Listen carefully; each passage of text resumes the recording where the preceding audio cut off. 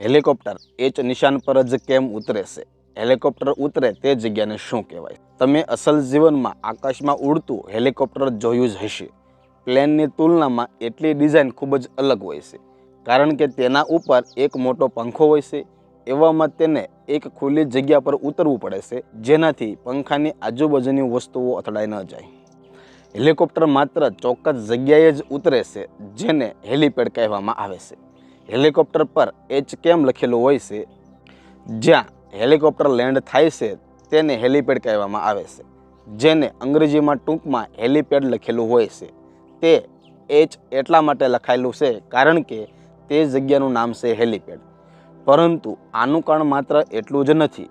એક તરફ એ વાત સંપૂર્ણ રીતે સાચી છે કે જગ્યાનું નામ હેલિપેડ છે, તેથી તેને એચ લખવામાં આવે છે, પરંતુ બીજી તરફ એ પણ છે કે કોઈ પણ જમીન પર એચ લખવાથી તેને હેલિપેડ બનાવી ન શકાય.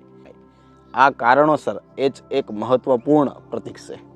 ઘણી શોધખોળ અને અહેવાલ મુજબ ખૂબ ઊંચાઈથી ઉડતા હેલિકોપ્ટરમાં બેઠેલા પાયલટ જમીનને જોઈને અનુમાન લગાવી શકતા નથી કઈ જમીન સપાટ છે કે કઈ જમીન ખરબચડી છે તેમ. આ સમસ્યા સૌથી વધુ ત્યારે થાય છે કે જ્યારે હેલિકોપ્ટર પહાડી વિસ્તારમાં ઉતરે છે.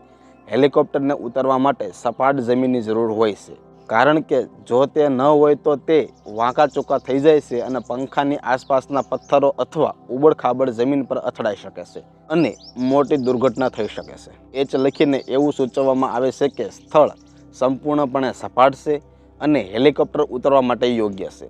ઘણીવાર હેલિપેડનો એચ પીળા અથવા સફેદ રંગમાં લખવામાં આવે છે, જેથી તે દૂરથી દેખાય છે.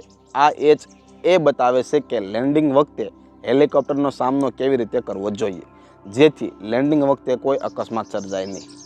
જો તમને મારો વિડીયો પસંદ આવ્યો હોય તો અમારા વિડીયોને લાઇક કરી દેજો અને અમારી આ ચેનલને સબસ્ક્રાઈબ કરી દેજો. જય હિન્દ.